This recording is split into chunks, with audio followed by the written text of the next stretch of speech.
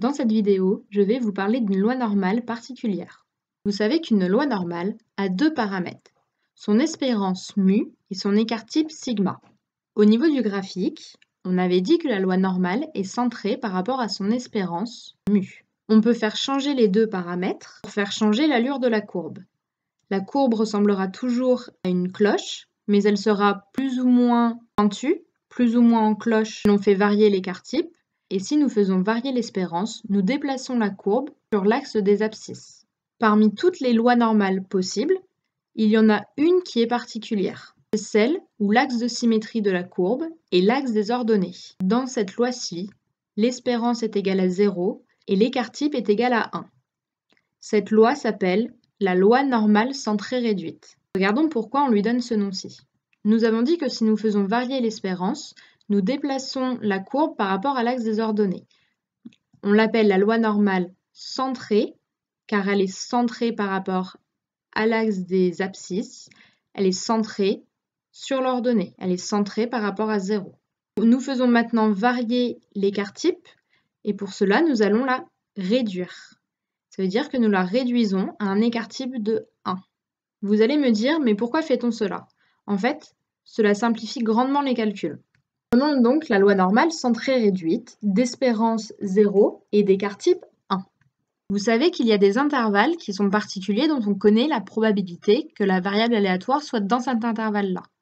Prenons le premier intervalle. La probabilité que x soit compris entre mu moins sigma et mu plus sigma, c'est 0,683. Avec la loi normale centrée réduite, cette probabilité est la probabilité que x soit compris entre moins 1 et 1. C'est 0 moins 1 et 0 plus 1. Avec le deuxième intervalle, la probabilité que x soit compris entre mu moins 2 sigma et mu plus 2 sigma, c'est 0,954.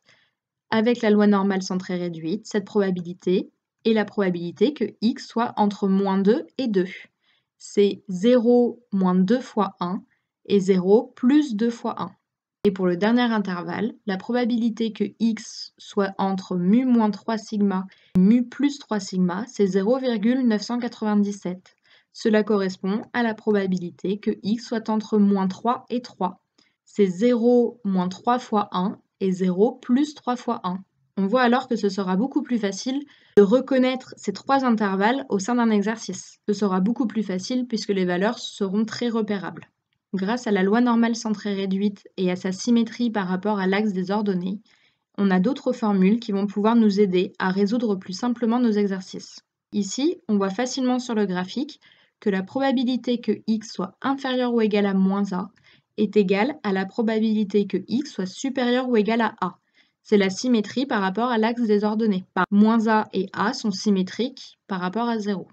Grâce à la formule précédente, on a également que la probabilité que x soit inférieur ou égal à moins a est égale à tout, donc 1, moins la probabilité que x soit inférieur ou égal à a. Sur ce graphique, nous avons la probabilité que x soit entre moins a et a. À droite de l'axe des ordonnées, on retrouve la probabilité que x soit entre 0 et a. À gauche, on retrouve la probabilité que x soit entre moins a et 0. On voit très facilement ici que ces deux probabilités sont égales. Et elles sont égales à la moitié de la probabilité que x soit compris entre moins a et a. Il paraît très évident également que la probabilité que x soit inférieur ou égal à 0 est égale à la moitié de toute l'aire qui se trouve sous la courbe, donc à la moitié de 1, donc à 0,5. C'est le cas aussi pour la probabilité que x soit supérieur ou égal à 0. La loi normale centrée réduite va aussi nous permettre de trouver des paramètres. Prenons une variable aléatoire x qui suit une loi normale dite classique, donc de paramètres mu sigma, qui est différente de la loi normale centrée réduite. Et malheureusement, pour cette variable aléatoire, on ne connaît pas un des paramètres. Il en manque un des deux. Soit on ne connaît pas mu, soit on ne connaît pas sigma. Pour trouver le paramètre manquant, nous allons changer de variable pour se ramener à la loi normale centrée réduite qui est beaucoup plus facile à étudier et dont on connaît les deux paramètres. On sait que son espérance c'est 0 et que son écart-type c'est 1. On va alors poser une nouvelle variable aléatoire grand Z qui est égale à grand X moins mu sur sigma. Cette nouvelle variable aléatoire suit la loi normale centrée réduite. Donc on connaît les deux paramètres de Z. même si il nous manque ceux de x. Faisons un exemple pour voir l'utilisation de cette méthode. On considère une variable aléatoire x qui suit une loi normale de paramètres 10 sigma carré. On a donc 10 comme expérience et sigma comme écart type. Ici, on ne connaît pas l'écart type, on ne connaît pas sigma. Par contre, on nous dit que la probabilité que x soit supérieur ou égal à 12 est égale à 1 tiers. Pour trouver le paramètre manquant, on sera obligé de connaître au moins une probabilité. Changeons donc de variable pour arriver sur une variable qui suit la loi normale. On pose donc z comme étant la variable aléatoire grand X moins mu sur sigma. On a donc grand X moins 10 sur sigma que l'on cherche. Cette variable grand Z suit une loi normale centrée réduite. On connaît donc son espérance et son écart type. Son espérance est 0, son écart type est 1. Nous savons que la probabilité que x soit supérieur ou égal à 12 est égale à 1 tiers. Nous allons faire apparaître la variable grand Z dans cette égalité. Pour cela, nous allons faire apparaître x moins 10 sur sigma. Commençons par faire apparaître le moins 10 en enlevant 10 des deux côtés. On a donc la probabilité que x moins 10 soit supérieur ou égal à 2. Divisons maintenant par sigma.